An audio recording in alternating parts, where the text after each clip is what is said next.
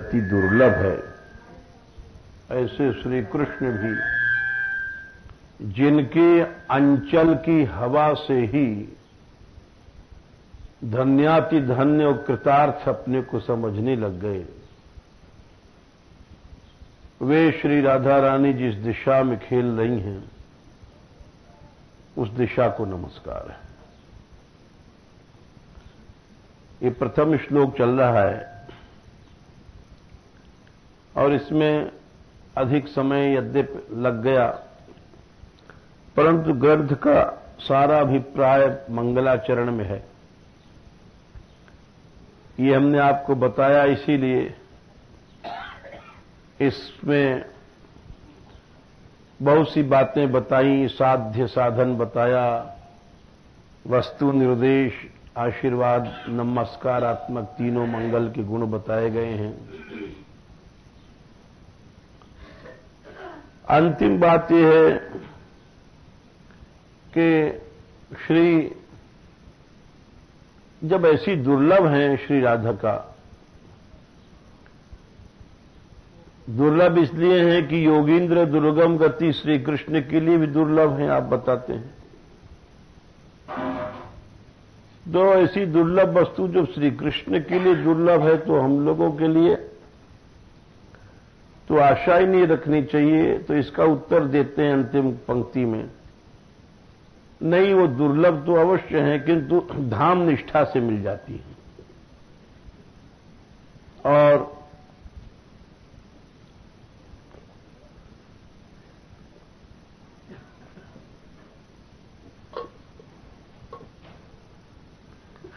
यही एक उपाय है, सहज प्राप्ति हो जाती है उनकी। अति दुर्लभ वस्तु भी अति सुलभ हो जाती है। यही इस प्रथम श्लोक का भाव है। उस धाम में आप प्रश्न आया कि उस दिशा को यानी उस धाम को नमस्कार करते हैं आप, ये साधन बताते हैं। तो उस नमस्कार या धाम निष्ठा का स्वरूप क्या है? तो उसके उत्तर में बस यही कठिन है थोड़ा समझना, क्योंकि धाम में रहना ही पर्याप्त नहीं है। धाम में रहने का ढंग चाहिए, किस ढंग से श्री जी मिलती हैं। रहते तो बहुत से हैं, गंगा जी में कछुए भी रहते हैं, गंगा जी में मछली भी रहती हैं, गंगा जी किनारे गिरहकट भी रहते हैं, पंडा भी रहते हैं, परंतु रहने की शैली अलग होती है। धाम में किस ढंग से रहा जाए कि श्री जी मिल जाएं, नंद नंदन मिल जाएं, ये एक प्रश्न है, ये समझने की बात है। तो इसका उत्तर देते हैं कि देखो, धाम में जितनी भी वस्तुएं हैं जो हमको प्राकृत दिखाई पड़ रही हैं,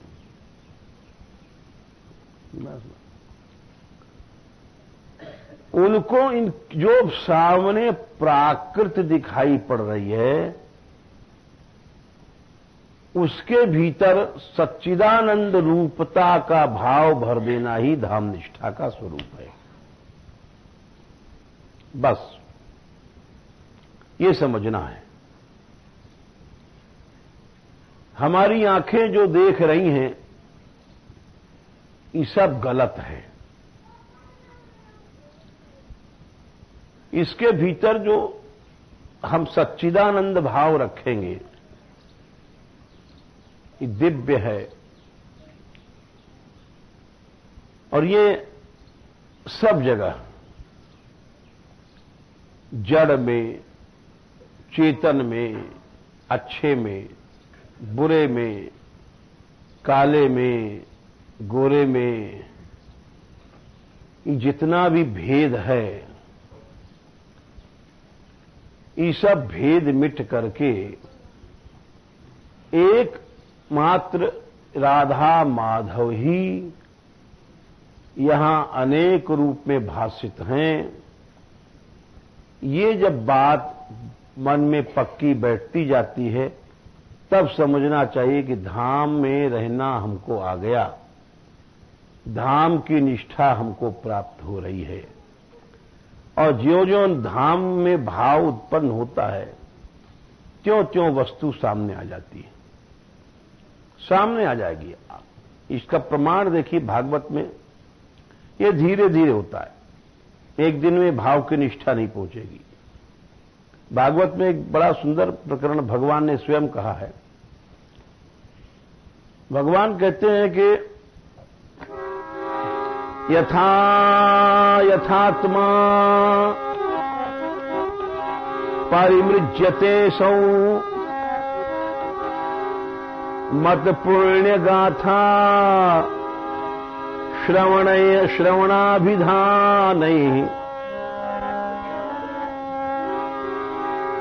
तथा तथा पश्यति वस्तु सूक्ष्मम् चक्षुर्यथैवांजन संप्रयुक्तम।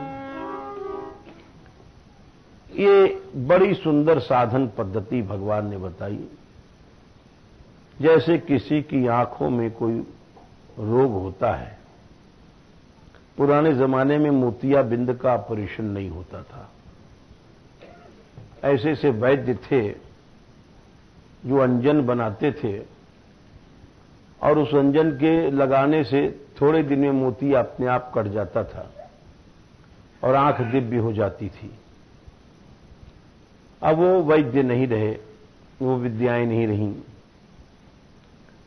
कांच को ही फूंक करके जाने कैसे कैसे बनाते। तो वही बात भगवान लिखते हैं कि यथा यथा आत्मा परिमृज्यते, आत्मा माने मन, ये सारे भेदभाव हमारे मन में बैठे हुए हैं।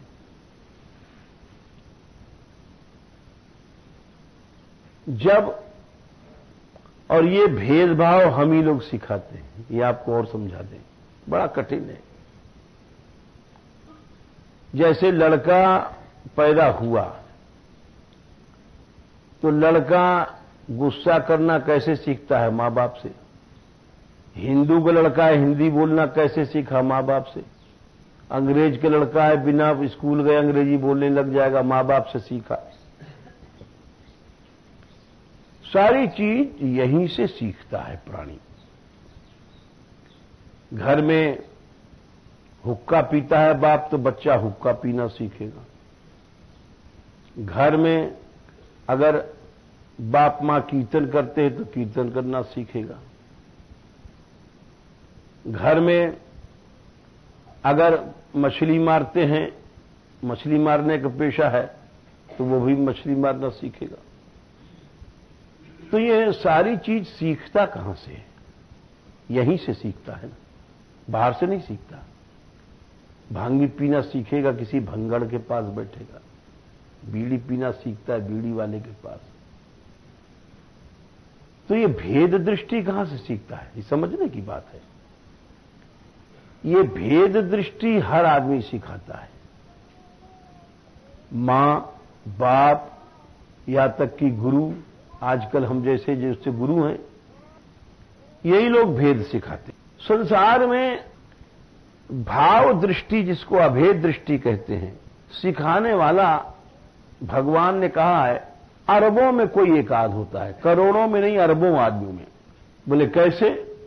भगवान ने कहा है भजन तो करने वाले बहुत मिलते हैं, यज्ञ करने वाले हजारों मिलेंगे। भगवान ने 84वें श्लोक में कहा है भागवत में इस बात को। ठाकुर जी कहते हैं उद्धव से, नाग्निर्न सूर्यो न च चंद्र तारका न भूर्जलम खम श्वसनोऽथ वाङ्मनः उपासिता भेदकृतो हरन्त्यघम् विपश्चितो घ्नन्ति मुहूर्त सेवया। भगवान कहते हैं सबसे अग्नि की उपासना का यज्ञ करने वाले करोड़ों मिल जाएंगे। आपने नहीं देखा 1-1 करोड़ रुपए के यज्ञ हो रहे हैं, 1-1 हजार 8 इसमें वेदी बनती हैं, कई करोड़ रुपए लग जाते हैं। भगवान बोले कि इस तरह से अग्नि की उपासना करने वाले बहुत मिल जाएंगे, लेकिन उससे कुछ नहीं होगा। यज्ञ करने वाले पैसा बचाते हैं, उसमें भी मेरा तेरा होता है। इतना बड़ा यज्ञ हुआ, उसका फल क्या रहा? तू मैं, खैचा खैची, दक्षिणा पर लड़ाई हो रही है। आपको तो क्या पता है, बड़ी बड़ी फजीती होती है। नाग्निर न सूर्यादि की उपासना क्या है? लोग गायत्री मंत्र करते हैं, सवितुर्वरेण्यम, सविता का तेज, वो भी मिल जाते हैं। ऐसे से मिल जाएंगे जिनको सिद्ध है। नाग्निर सूर्यो नच चंद्र तारका, बड़े बड़े ज्योतिष शास्त्र की सिद्धि वाले ग्रहादि तारका आदि की सिद्धि करते हैं, वो भी मिल जाएंगे। लेकिन ना, उनसे आपकी भेद दृष्टि नष्ट नहीं होगी। नाग्निर न सूर्यो न च चंद्र तारका न भूर्जलम, भू पृथ्वी तत्व की उपासना करने वाले, अर्थात पृथ्वी तत्व से जो मूर्ति बनती है, ये भी तमाम उपासक मिल जाएंगे। आगे स्पष्ट उन्होंने कहा भी इस बात को, जितनी भी मूर्तियां हैं आगे श्लोक में कहेंगे कि जल उपासना, तीर्थों में जाते हैं लोग नहाने धोने, चलो भाई गंगा सागर जा रहे हैं, वहां जा रहे हैं, ये भी बहुत मिल जाएंगे। न भूर्जलम खम श्वसनोऽथ वाङ्मनः, आकाश की उपासना करने वाले, खम ब्रह्म कम ब्रह्म, ये उपनिषदों में प्रतीकोपासनात्मक विद्याएं हैं। ऐसी विद्याओं के उपासक मिल जाएंगे। श्वसन माने वायु की उपासना करने वाले, प्राणायाम इत्यादि करने वाले, वायु को जीतने वाले, वो भी मिल जाएंगे। श्वसनोऽथ वाङ्मनः, वाणी और मन की उपासना करने वाले, मंत्रज्ञ आदि इसमें आ जाते हैं। बोले ये सब उपासिता भेदकृतो हरन्त्यघम्, ये भेद बुद्धि रूपी पाप को हर नहीं पाते लोग। न यज्ञ करने हर वाले हर पाते हैं, न गायत्री आदि करने वाले, अकेले जप करने वाले, सब जितने लोग हैं। बोले फिर ये भेद बुद्धि तो विपश्चितो हंति मुहूर्त सेव्या। कोई विद्वान से मतलब पारगामी विद्वान, तत्ववेत्ता, महापुरुष, जिसके हृदय में भेद का भाव न रहे, उसके पास एक मुहूर्त बैठे लोगे आप, एक मुहूर्त 45 मिनट के आसपास, तो करोड़ों वर्ष का यज्ञ का भी उससे जो फायदा नहीं हुआ, वो उसके पास बैठने से फायदा हो जाएगा। क्यों? वो तुरंत बैठते मान भेद बुद्धि का नाश कर देगा। और हमारे जैसा जो मूर्ख होगा वो भेद बुद्धि सिखाता है, और ऐसी तगड़ी भेद बुद्धि सिखाता है कि भजन में भी 20 टांग निकाल देगा। हमने सुना जैसे कितने लोग हैं कहते हैं अरे कीर्तन करो, राधे कृष्णा मत बोलो। अरे मना क्यों करते हो? मना क्यों करते हो? भेद क्यों करते हो? वो भी करो जहां जिसकी रुचि ही करता है। हम कहें कि हम कृष्ण कृष्ण करते हैं, तुम राम राम मत करो, ये गलत क्यों करते हो? भगवान नामों में भेद क्यों पैदा करते हो? ये सारी बातें हम ही लोग करते हैं, जो गुरु बनते हैं, जो साधु बनते हैं। तो अब सोचो, इसीलिए भगवान ने कहा कि भेद बुद्धि का नाश तो अरबों और खरबों में कोई एक सिखाता है, नहीं ज्यादातर हमारे जैसे लोग तू में तू मैं मेरा तेरा ही सिखाते रहते। वो अलग है, वो अलग है, वो अलग है, ये अलग है, तुम हमारे तुम हो, वो फलाना है। बस ये भेद बुद्धि में फंसाए रखते हैं, इसीलिए भाव नहीं पैदा होता है। भाव एक बड़ी निर्मल वस्तु है। भाव को लोग दूषित कर देते हैं, गंदा कर देते हैं। और उसी बात को आगे कहते हैं, भगवान कहते हैं यस्यात्म बुद्धि कुणपे त्रिधातुके स्वधी कलत्रादिषु भौम इज्जधि यतीर्थ बुद्धि सलिले न करहिचित जनेष्वभिज्ञेषु स एव गोखरः। ये बड़ा विचित्र श्लोक है और इसका अर्थ कहना भी कठिन है और सुनना भी कठिन है, समझना भी कठिन है। बोले भजन तो बहुत से लोग करते हैं, लेकिन ज्यादातर भजन करने वाले गोखर माने पशु हैं। भगवान कह रहे हैं ज्यादातर भजन करने वाले ढोर बनते हैं और ढोरों में गधा बन जाते हैं, गोखर। क्यों? वो भेद बुद्धि की ओर बढ़ जाते हैं। बात नहीं रहे, कोई बात नहीं, भेद बुद्धि की ओर बढ़ जाते हैं। जैसे हम जा रहे हैं, रास्ता सीधा रास्ता छोड़ करके टेढ़ा रास्ता पकड़ लिया। रास्ता समझना चाहिए, जरा से भूल में रास्ता गलत मिल जाता है। भगवान बोले यस्यात्म बुद्धि कुणपे त्रिधातु के, इस मुर्दा शरीर में जिनकी बुद्धि है कि मैं शरीर हूं, इस मुर्दा शरीर में जिनकी आत्मा की बुद्धि है, मतलब हम लोग ये मिट्टी के शरीर नहीं है। अरे ये बहुत मूर्खता की बात है अपने को शरीर समझना, और ये गलती हर आदमी करता है।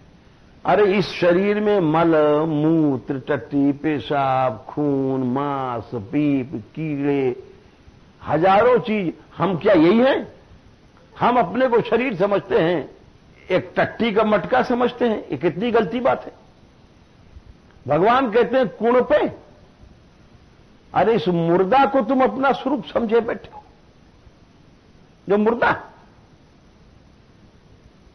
और हम अक्लमंद बनते हैं।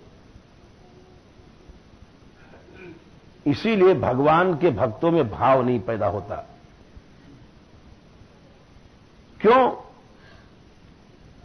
कि इस कुण मुर्दा में, अब इस मुर्दा को अपना स्वरूप समझ लिया तो क्या करेंगे? वो हमको गाली देता है, वो हमारी निंदा करता है। ये सब चीजों के कारण उससे मन खट्टा रखेंगे। क्यों रखेंगे? इस शरीर को अपना स्वरूप समझ लिया जो गंदा है। हजारों कीड़े भी इसके भीतर घुस रहे हैं। खून में कीड़े हैं, हड्डी में कीड़े हैं, हजारों कीड़े हैं। मल और मूत्र में तो है ही हैं, वो तो दिखाई भी पड़ते हैं। इस गंदे शरीर को अपना स्वरूप समझ लिया। इस शरीर के कारण ही काम क्रोध पैदा होता है और भगवान के भक्तों में भाव हट जाता है। गुस्सा आया किसी भक्त पर, क्यों आया? इस शरीर के कारण से आया। भोग दृष्टि भई, काम दृष्टि भई, क्यों भई? शरीर के कारण भई। तो भगवान बोले यस्यात्म बुद्धि कुणपे त्रिधातु के, इस मुर्दा शरीर में आत्मबुद्धि कर बैठे हैं, इसलिए भाव नहीं पैदा होगा। अथवा स्वधी कलत्रादिशु भौम इज्जधि, कलत्र बहु बेटा को अपना समझ लिया है, अब उससे बाहर नहीं जाएंगे। जो कुछ कमाएंगे, जो कुछ जीवन भर कर्म करेंगे, बस उतने के लिए। ये हमारी बहू है, ये हमारे बेटे हैं। तो फिर यह भक्तों में भाव हो ही नहीं सकता। भगवान का भक्त है, उसको प्राण भी दे दो, राम से अधिक राम के दास हैं। यस्यात्म बुद्धि कुण पे त्रिधातु के, कुण माने मुर्दा, ये मुर्दा 3 धातु वाला शरीर। स्वधी कलत्रादिशु, कलत्र स्त्री पुत्रादि में अपनापन कर लिया। और भौम इज्जिधि, और भौम माने पृथ्वी की मूर्तियां जो बनती हैं, पत्थर की मूर्ति, लकड़ी की मूर्ति, धातु की मूर्ति, उसमें इज्जिधि माने पूज्य बुद्धि कर लिया। यही है भगवान। यस्यात्म बुद्धि कुण पे त्रिधातुके स्वदेही कलत्रादिशु भौम इज्जिधि यह तीर्थ बुद्धि सलिले, तीर्थों में जाकर के पानी में बुद्धि कर लिया। कहां नहाने जा रहे हैं साहब, कहां फलाने तीर्थ गए, फलाने सरोवर में गए, जमुना जी गए, गंगा जी गए, नर्मदा गए, गोदावरी गए, पानी में तीर्थ बुद्धि कर लिया। बोले इन लोगों को कभी भी भेद बुद्धि नष्ट नहीं होगी। 1-1 करोड़ आदमी इकट्ठा होते हैं कुंभ मेला में, आपने सुना होगा। करोड़ करोड़ आदमी इकट्ठे हो जाते हैं, लेकिन क्या किसी की भेद बुद्धि नष्ट भई? किसी की नहीं। कहां गए थे? नहाए के आए साहब। एक व्यक्ति हमारे पास आए थे, बोले हम हरिद्वार के कुंभ में गए थे महाराज जी। फिर बोले वहां से हम जल्दी लौटेंगे, हमारी तारीख थी मुकदमे की। अच्छा, सुन के चुप रहे। ये तुम गए वहां, नहाए धोए और वैसे के वैसे रहे, मुकदमे की तारीख में आना है। इसीलिए भगवान कहते हैं कि भेद बुद्धि नष्ट नहीं भई। यस्यात्म बुद्धि कुण पे त्रिधातु के स्वधी कलत्रादिशु भौम इज्जिधि तीर्थ बुद्धि सलिले करहिचित जनेषु अभिज्ञेषु, जो सच्चे भेद बुद्धि के नाशक होते हैं, अभिज्ञ जन, विद्वान, तत्व को जानने वाले, उनमें भाव नहीं आया तो गोखर माने पशुओं में गधा है। भले तीर्थ कराया, भले कुछ कर रहा है, गधा है। वो भेद बुद्धि का नाश नहीं करता है। तो भेद बुद्धि का नाश करने वाले करोड़ों अरबों में कोई बिरले होते हैं। नहीं, ज्यादातर आप देखिए, सब जगह देख लो भाई, गृहस्थ में देख लो, विरक्त में देख लो, विरक्तों में देख लो, हम कहेंगे वो ऐसा खराब है, वहां मत जाओ, वो कहेंगे उसकी बुराई करता है, वो उसकी करता है। ये सब क्या है? भेद बुद्धि बढ़ती है, राग द्वेष बढ़ता है, कोई किसी की निंदा कर रहा है, कोई किसी की कुछ कर रहा है।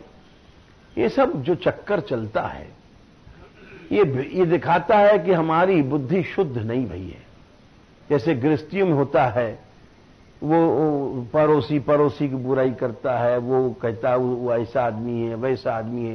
ये जो संसार का चक्कर चलता है, इसी भेद बुद्धि के कारण वो अभेद भाव स्थापित नहीं होता। अभेद भाव क्या है? कि जैसे कहते हैं, धाम में रहते हैं, परस्वस्तेयैक व्यसनपि नित्यम परवधु प्रसक्तम विश्वेशाम आह बहुधा हिंसकमपि। बोले धाम में गए, बरसाना गए, नंदगांव गए, गोवर्धन कहीं गए। कितने लोग हमसे कहते हैं, बोले महाराज अब बरसाना कभी नहीं आएंगे। क्यों? कि श्री जी के मंदिर में हम जा रहे थे तो पैसा मांगने वालों ने पैसा तो मांगा, हमने जब नहीं दिया तो गाली देने लग गए, गंदी गाली दिया। एक सज्जन बोले कि महाराज हम जा रहे और हमारी धर्मपत्नी दोनों जा रही थी। एक पंडा जी ने पैसा मांगा, अरे कुछ दे जा, तो उसने नहीं दिया, राण चली आई चेटी मारवे। तो अब महाराज पंजाब के लोग गाड़ी नहीं सह पाते, तो इतना दुख लगा कि इसका गला घोंट दें। अब कोई सुहागिन उसको राण कहोगे तो बुरा लगेगा ही, क्योंकि अगर मान लो डरती है विधवा होने से, हर एक स्त्री डरती है। और यहां तो एक सहज बोली है, लेकिन हाँ, यहां तो एक दाल भात का जैसे कौर है, राण जब से यहाँ ठाड़ी, तो जो उनको बहुत बुरा लगा। और उनकी जो धर्मपत्नी बोले अब बरसाना कभी मत आना। बोले यहां आते मान देखो ब्राह्मण कहता है राण होगी, क्या फायदा इसे बरसाने से। तो अब वो उनको हम समझाने की कोशिश तो करते हैं, लेकिन भाई कहां तक समझाएंगे। ये सहनशीलता या भाव रखना ये बड़ा कठिन है। ये एक खेल नहीं है। ये अगर आप जैसे संसार में बहुत से बेटे हैं, राम नहीं बन सकते कोई। ये तो राम ही थे कि अब राजपाट छोड़ दिया, महल छोड़ दिया और सीता को लेकर जन्म में गए। सीता हरण हुआ, बन बन मारे मारे डोले। सीता हरण के बाद भी उन्होंने ये नहीं कहा कि अरे मेरे पिता तैने क्या किया, अपने पिता के प्रति खींच नहीं किया। इसको भावना कहते हैं। आज कौन सा लड़का है, जरा से हर लड़का कह देगा दद्दू तू कैसे, जाने कहा तेरे माथे में फिर गई बात, जाने कहा कह रहा है। हर लड़का अपने बाप को आंख घुमा के बोलेगा। अब राम कोई कैसे बन जाएगा। तो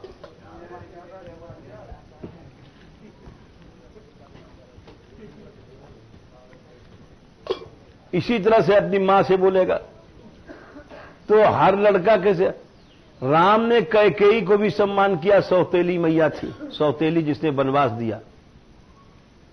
सौतेली मां के प्रति जिसने वन में निकाल दिया, उनके प्रति भी आदर से बोले। अब यहां तो निमक ढोर ऐसे भर रहे हैं कि रोज उठ करके जाते थे प्रणाम करने माता पिता को। अभोतर से पूछो कि भाई तुम अपने माता पिता को प्रणाम करते हो, तो कई लड़का मिलेंगे आप स्वयं पूछ के और देख के अपने घर में देख लो। पूछने की जरूरत नहीं है, अपने घर में देख लो कि कौन से लड़का रोज उठ करके है माता पिता के चरण छूता है।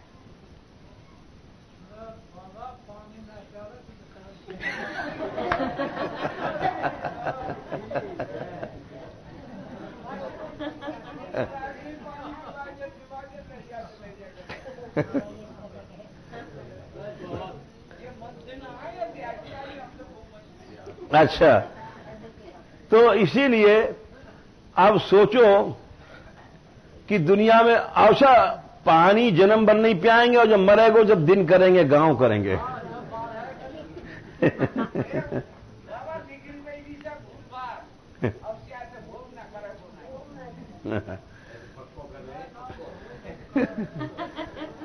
तो भाव कितनी कठिन चीज ये समझने की बात है। मनुष्य भाव नहीं कर पाता है, सब काम कर लेता है। 1000 खर्च कर देगा, लाख खर्च कर लेगा, या तीर्थ में नहाता है, या परिक्रमा करता है, या दर्शन जाता है, जितनी चीजें भगवान ने बताई हैं। लेकिन भाव सीखना, भाव आना एक अलग बात है। कि जितनी साधन है भगवान ने इसलिए काट दिया। भाव तो बाबा एक बात कहते थे बड़ी सुंदर कि देखो गीला कपड़ा रख दोगे चाहे फटा सा है, ये उनकी बात बता रहे हैं, उनका उदाहरण है। फटा कपड़ा है, गीला है, रख दोगे तो जगह गीली हो जाएगी। और सूखा कपड़ा चाहे मखमल का है, उसको रख दोगे तो जगह सूखी रहेगी। इसका मतलब कि जिसका हृदय गीला है, जिसके हृदय में भाव है, वो भले फटीचर से साधु है, लंगोटी है, कपड़ा वपड़ा नहीं है, नंगा है, वो उसके पास जाओगे तो तुम्हारा हृदय गीला बन जाएगा बस। और भाव पाने का कोई रास्ता दुनिया में नहीं है। न पढ़ना, न लिखना, न यज्ञ करना, न जोग करना, ये जितनी चीजें हैं ये सब भगवान ने काट दिया। न अग्नि, न सूर्यो, न चंद्र तारका, यहां तक कि भगवान ने और कटखने कुत्ता के दर दूसरों पर टूट के पड़ते हैं, तो उसको भाव नहीं कहते। वो पशु के पशु रहे, भगवान कहते हैं, गोखर गधे के गधे रहे। भाव ये होती है, श्री सूरदास जी ने कहा, अब हो कहो बैर करो,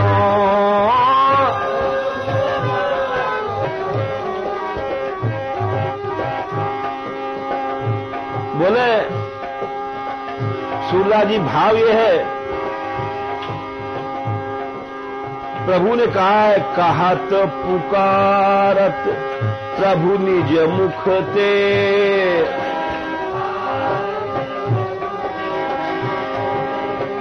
घट घट हो बिहरो, घट अब हो कासो बैर करो।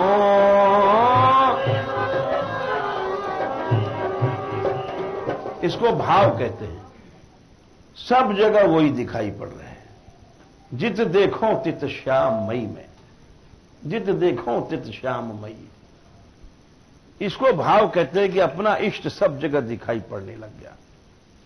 अब ये भेद बुद्धि रहते रहते, ये भेद बुद्धि रहते ये भाव आ ही नहीं सकता।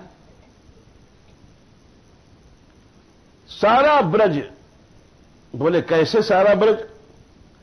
बोले परस्वस्ते एक व्यसनम,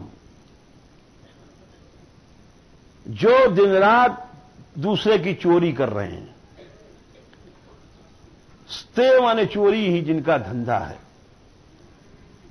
नित्यम परवधू, और दूसरे को स्त्रियों को दिन रात छिनट गुंडे हैं, लुच्चे हैं, प्रसक्तम विश्वेशा महाबौधा हिंसकमपि, जो दिन रात कत्ल कर देते हैं, मारते हैं, दुराचारम लोग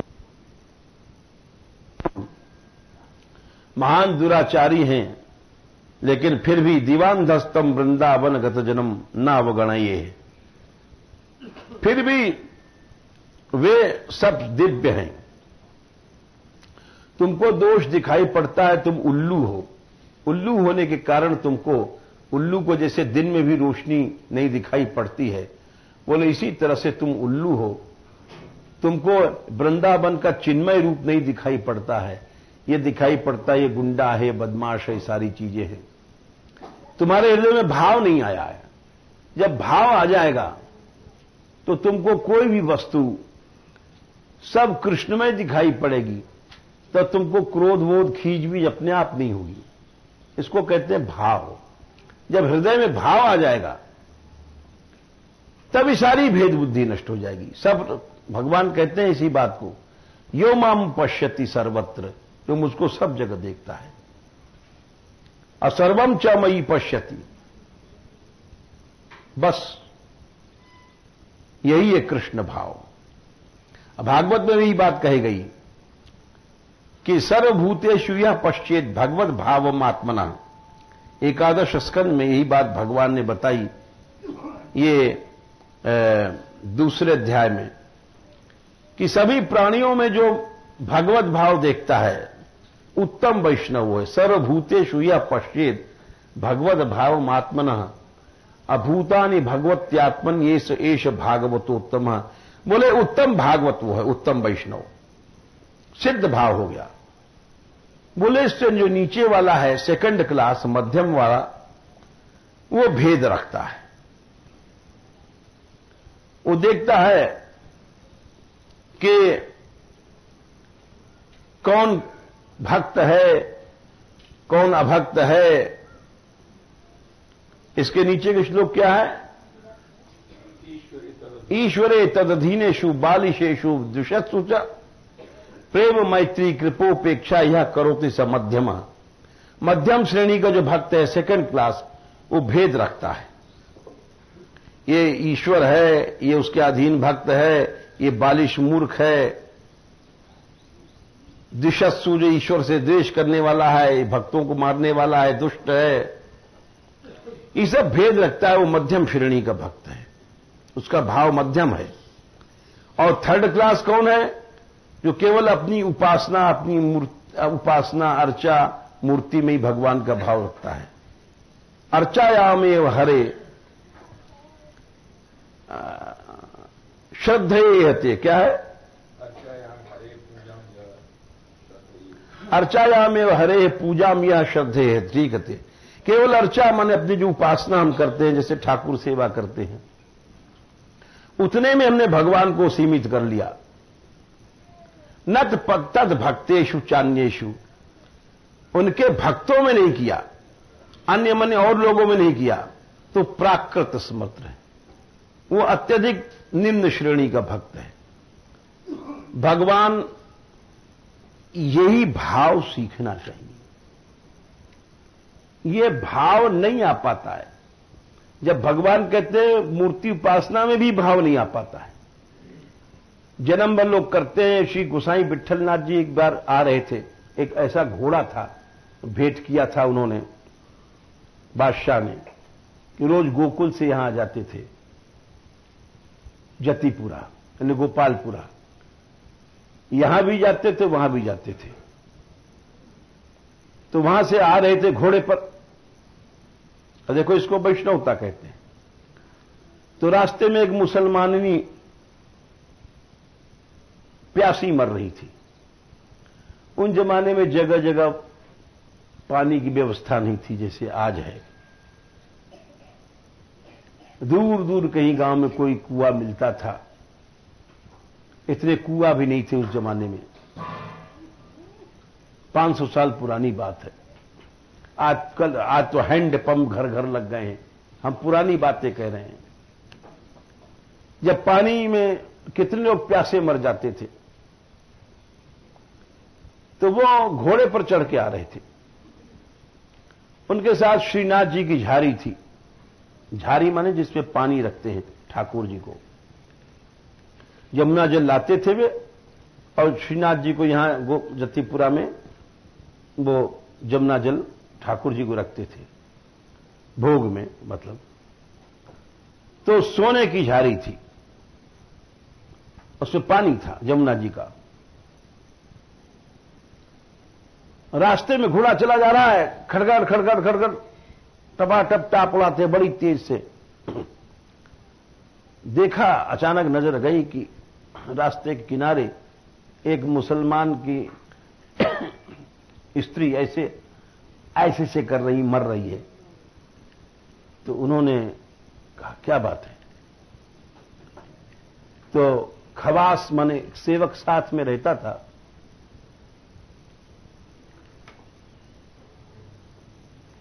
उसने कहा जय जय, ये प्यासी मर रही है, इसको पानी नहीं मिला है। बोले झारी जो हमारी ठाकुर जी की है, इससे जल दे दो, इसको वैष्णवता कहते हैं।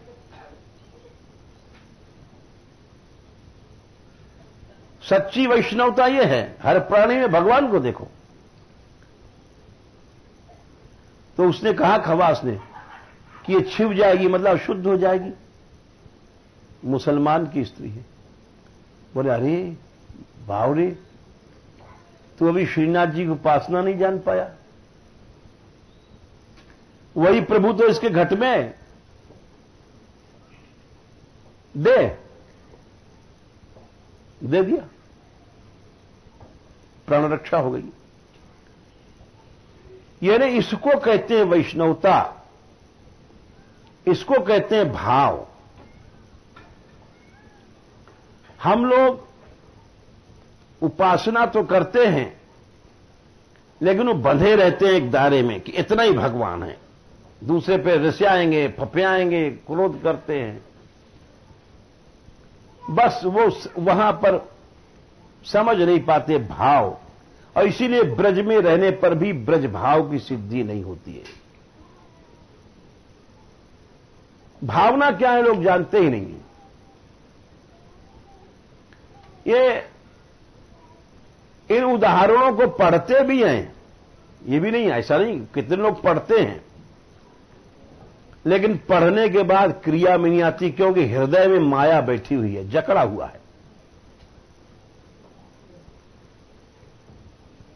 महाप्रभु जी के भक्तों में एक अधिकारी थे, उन्होंने एक वैष्णव को, जैसे जेल में बंद कर देते हैं अधिकारी लोग, बंद किया, और वो था वैष्णव। उन्होंने समझा नहीं कि वैष्णव है, हमारा गुरु भाई है। जब आए तो बड़े दुखी भये महाप्रभु जी। बोले, उससे पूछा कि तुमने इसको इतनी यातना क्यों दी? बोले, अधिकारी, इसमें जुल्म था, हमको पता नहीं था कि ये हमारा गुरु भाई है, तिलक इसने छिपा लिया था। बोले, ना तिलक नहीं लगाया तो क्या था, वही प्रभु तो घट में इसके बैठा हुआ है, तुमने ये नहीं सोचा? तुमने खाली इतना ही सोच लिया कि हमारे श्रीनाथ जी बस इतना ही भगवान है, तुम भाव नहीं समझ पाए। तो इसीलिए भाव को समझना कठिन है, और शायद करोड़ों जन्म में कोई समझ जाए तो समझ जाए। सही कह रहे हैं आपको, करोड़ों जन्म में, क्योंकि जाने कितने भक्तमाल में कथाएं हैं, वार्ताओं में कथाएं हैं, जरा सा भाव वैष्णव में बिगड़ा और सारा साधन नष्ट हो गया। जन्म भर उपासना किया प्रभु की, और थोड़ा सा भाव बिगड़ा, थोड़ा सा, और तड़ाक नीचे चले गए। भाव को समझना कठिन है। सारे जीवन श्रीनाथ जी की उपासना किया, और ऐसी उपासना किया कि ठाकुर जी कहते थे कि तुम हमारी लीला देखो। विहार करते थे ठाकुर श्री जी, उनकी बातें सुना करते थे, लेकिन आंख बंद रखते थे। ठाकुर जी की लीला आज्ञा नहीं थी महाप्रभु जी की देखने की। एक दिन एक लड़का जो फूल चुराता था ठाकुर जी के लिए, तो वो श्रीनाथ जी के बगीचे की रखवाली करते थे। उन्होंने सोचा कौन चुरा ले जाता है फूल, छिप गए, कई दिन तक छिपे। वो पक्का चोर था लड़का, ऐसा चोरी कर लेता था कि पहला दो और हाथ में नहीं आता था। ये भी पीछे पड़ गए कि न हमको तो पकड़ नहीं है। आखिर में एक दिन वो देख लिया, देखते वो लड़का तो फुर्तीला था, भागा। अब ये उसके पीछे भागते जाए, भागते भागते गोविंद कुंड से पीछा किया, और वो ऐसा पीछे पड़ गए कि इसको आज पकड़ के ही छोड़ेंगे। आखिर में वो श्रीनाथ जी के मंदिर में घुस गया। वो श्रीनाथ जी के मंदिर में जाकर के प्रभु के सामने उन्होंने एक झापड़ लगाया उस लड़के में। बस इस अपराध से बुद्धि बिगड़ गई, और इनके मन में भावना आई कि चलो ब्रज के बाहर कहीं तीर्थ करें। तो भाव सर्वदेशी होता है, भाव एक देशी नहीं होता है। आजकल के जितने भी गुरु लोग होते हैं वो उसको मेरा तेरा सिखा करके एक देशी बना देते हैं, और इन कथाओं पर ध्यान नहीं देते हैं कि भाव एक कोई जेल नहीं है कि जैसे जेल हो गया हृदय को बांध दिया। भाव एक विशद वस्तु, विशद माने विशाल, और भाव एक ऐसी वस्तु नहीं है। भाव वो वस्तु है कि जिससे भगवान वश में हो जाते हैं। भाव एक शक्ति है। भाव कोई क्रिया नहीं है, कोई तपस्या नहीं है। भाव अगर तपस्या होती तो शबरी से हजारों गुना बड़े बड़े तपस्वी थे उस जंगल में, लाख लाख वर्ष की समाधि लगाने वाले, लेकिन उनके अंदर अहम भाव था। दास भाव अलग चीज है। वो तो जब गीला कपड़ा जहां रहता है, जिसके हृदय में ऐसा भाव, उसके पास बैठो। भगवान ने कहा एक बड़ी सुंदर बात कि भाव कब आता है? वीत राग भय क्रोधा। चौथे अध्याय में भगवान गीता में इस बात को कहते हैं, मन मया माम उपासिता बहवो ज्ञान तपसा पूता मद भाव मागता। मद भाव, कृष्ण भाव क्या है? तुम्हारे हृदय से राग चला जाएगा, भय चला जाएगा, क्रोध चला जाएगा, तब तुम मेरी उपासना कर सकते हो। वीत राग भय क्रोधा मन मया माम उपासिता। तब उपासना करोगे तुम, तब तुम कृष्णमय बनोगे। कृष्ण भाव तब तुम्हारे हृदय में आएगा। बोले बहुवो ज्ञान तपसा पूता मद भाव मागता। देखो ना, जिस आंख में लालाई है, गुस्सा है, उस आंख में कृष्ण नहीं रहते हैं। याद रखो, एक कहा गया है, जिन नैनन प्रीतम बसे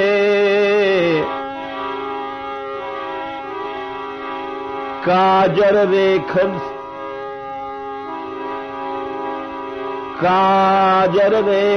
भाई भरी सराय देख के, भरी सराय देख के पथिक आप फिर जाए।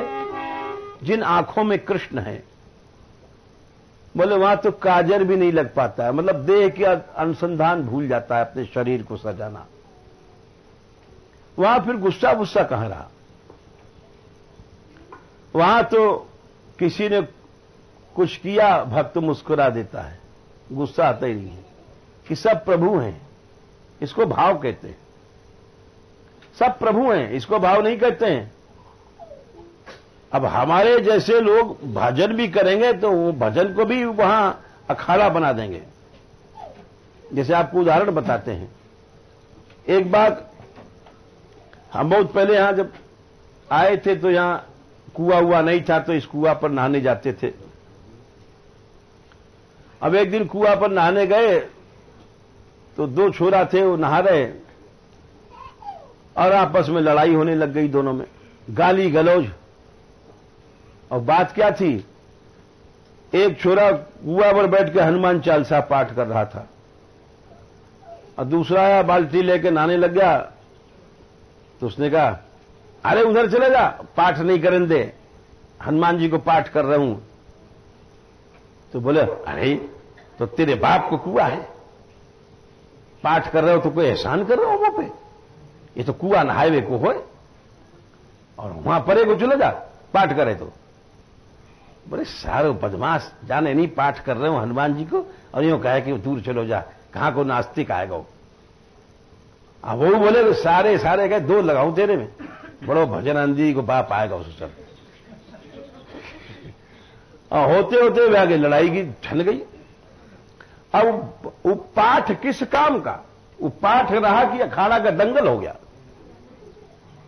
अरे भजन किस लिए किया जाता है? भजन किया जाता है कि सब में प्रभु दिखाई पड़े, मन शांत हो जाए।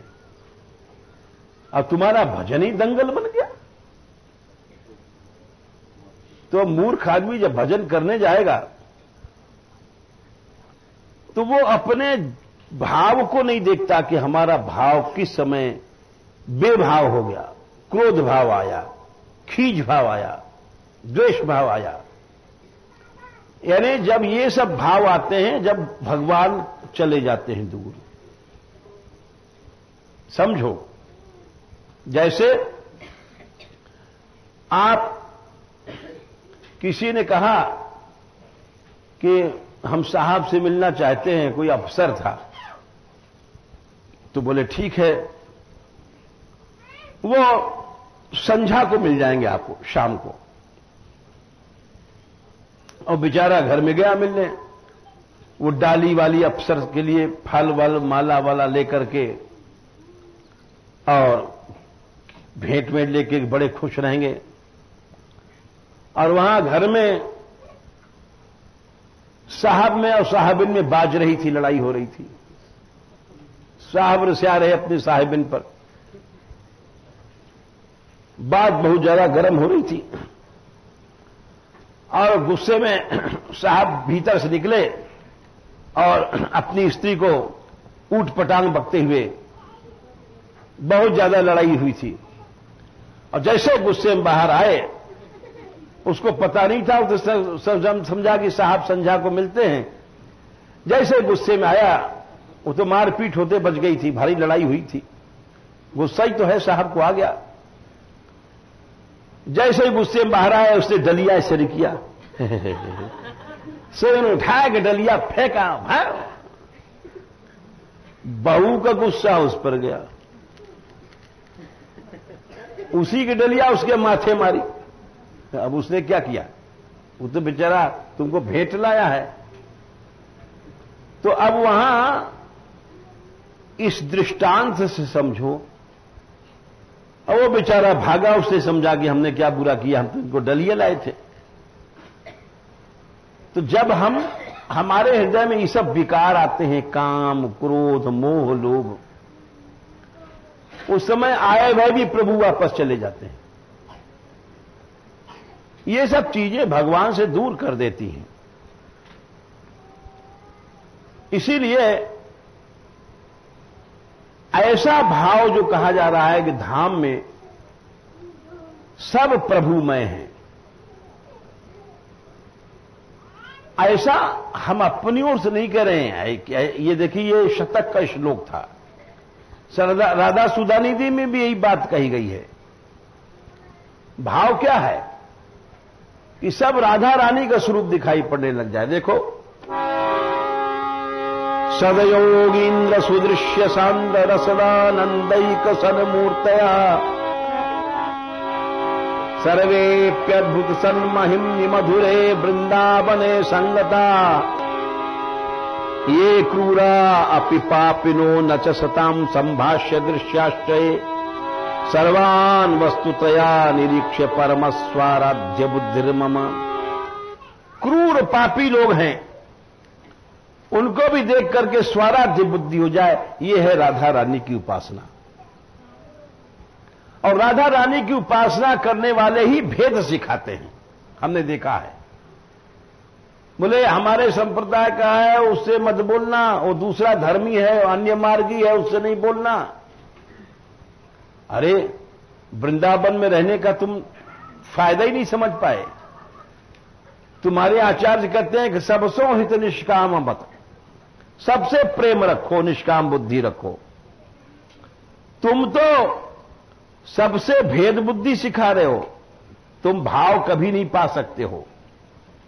भाव क्या चीज है समझ ही नहीं सकते हो। सारे जीवन तुम भजन करते जाओगे और तुमको पता ही नहीं पड़ेगा कि भाव क्या चीज है। भाव सर्वदेशी सर्वव्यापक विशद वस्तु है, उसको संकीर्ण नहीं बनाया जा सकता। भगवान ने इसीलिए कहा है कि उसके अंदर भाव नहीं आएगा जिसके अंदर तीन बातें हैं। यस्यात्म बुद्धि कुणपे त्रिधातुके, जब तक देह बुद्धि तुम्हारे में भाव, हृदय में स्वच्छ भाव नहीं आएगा। स्वधी कलत्रादिशु, और स्त्री पुत्र आदि में तुम्हारी जब तक ममता है तब तक भाव नहीं आएगा सच्चा। अरे रसिकों ने ही कहा है, दूरादपास्य स्वजनान सुखमर्थ कोटिम सर्वेशु, सब स्वजनों में भी दूर सब बुद्धि ममत्व का त्याग हो जाए। वही बात भागवत कहती, वही सब जगह कहती हैं। भाव एकमात्र इष्ट में रखा जाएगा, चाहे आप राधा सुधानिधि देख लो, चाहे आप महावाणी देख लो। जो को प्रभु के आश्रय आवे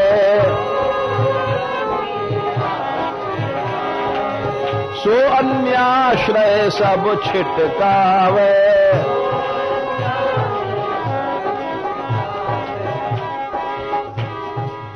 अगर तुम प्रभु के आश्रय में आते हो, राधा रानी के और कृष्ण के, अन्य आश्रय सब जहां तुम्हारा चित्त टिकता है ममता मोह के कारण, उसको छिटका देता है। हम बनते हैं राधा रानी के रसिक और संकीर्ण बुद्धि रखते हैं, ममता रखते हैं अपने शरीर में, अपने सम्मान में, अपने परिवार कुटुंब में। समझ लो कि भाव नहीं आएगा। यह गलत रास्ता है, गलत शिक्षा है। इस सारे जीवन भी भजन करने के बाद भाव नहीं आएगा। कुछ भी पढ़ लो, चाहे तुम रसिक के बाप बन जाओ, बोले हम महावाणी के रसिक हैं, बोले हम चतुरासी जी के रसिक हैं, बोले केली माल के रसिक हैं, हम राधा सुतानी के रसिक हैं। अपने आप बनते जाओ, लेकिन बात यह है कि शुद्ध भाव, जो भाव स्वच्छ तत्व है। भाव की शास्त्र में परिभाषा क्या है? भाव संकीर्ण नहीं होता है, भाव होता है शुद्ध सत्व, विशेषात्मा। शुद्ध सत्व का रूप है भाव। तुम इस गंदे भाव को भाव बना देते हो, संकीर्णता को भाव बना देते हो और इसको अनन्यता के नाम पर बेचा करते हो, गंदा माल। इसको भाव नहीं कहते हैं। भाव वो वस्तु है कि सारा ब्रज ही हमको, ये क्रूर पापी सब राधा में दिखाई पड़ते हैं, उसको कहते हैं भाव। तो इस कारण से ये जो इन्होंने साधन वस्तु इस श्लोक में बताई कि राधा रानी कैसे मिलेगी, ऊपर 3 पंक्तियों में इस मंगलाचरण में साध्य बताया गया और चौथी पंक्ति में वो कैसे मिलेंगी जो कृष्ण के लिए भी दुर्लभ हैं। बोले वो एकमात्र तस्या नमोस्तु वृषभानुभुवो दिशेपि, उस धाम को जाकर के नमस्कार करो, धाम की कृपा से राधा रानी मिल जाएंगी। धाम का आश्रय लो। आश्रय लो माने हर चीज में यहां भाव रखो। ठीक है, ब्रजवासी ही गाली देते हैं, उसको आशीर्वाद समझो, ये तुमको समझना पड़ेगा। तुमको रण कहते हैं तो उसको आशीर्वाद मानना पड़ेगा, अगर तुमको भाव करना है। इसीलिए कहा गया कि वृंदावन वृंदावन वृंदावन कहो रे,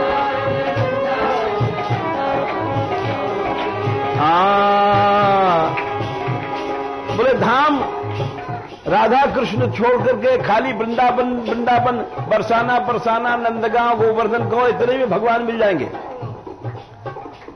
आज के लोग तो भेद बुद्धि पैदा करते हैं, बोले तुम कृष्ण कृष्ण कहते हो, राधा राधा नहीं कहना, राधा कहते हो कृष्ण। अरे राधा कृष्ण की जगह वृंदावन कहो तो उससे भी भगवान मिल जाएंगे, उससे भी भगवान मिल जाएंगे। वृंदावन वृंदावन वृंदावन कहो रे,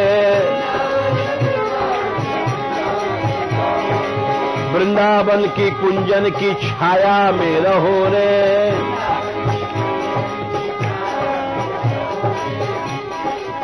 जाओ यहां की सुंदर लताओं में रहो, धाम निष्ठा इसको कहते हैं। और भटके, इस तमाम तीर्थों में भटकते हो, बाहर जाते हो, मत जाओ।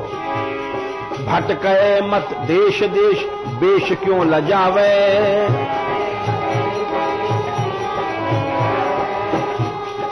चारों ओर क्यों भागता है? भटके मत देश देश, बेश क्यों लजावे।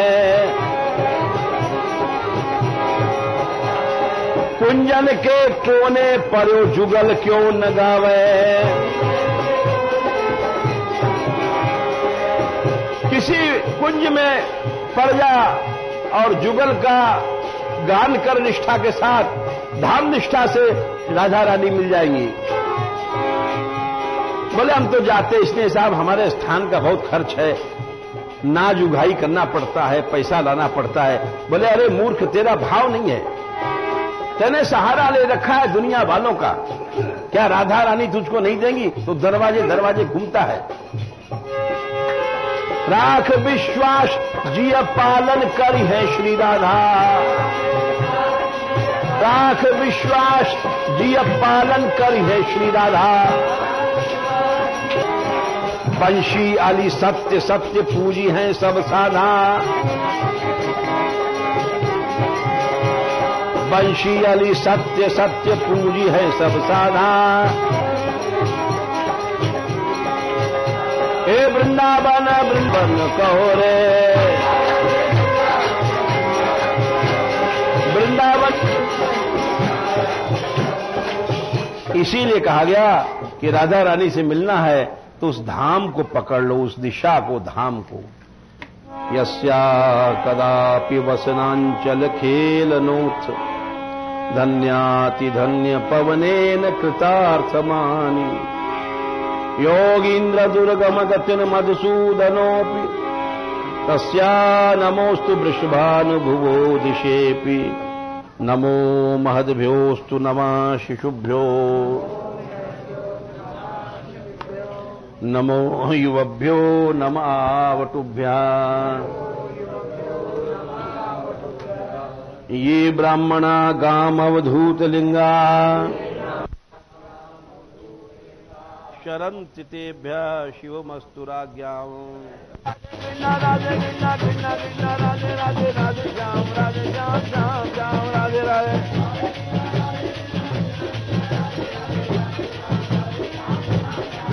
राधे कृष्णा राधे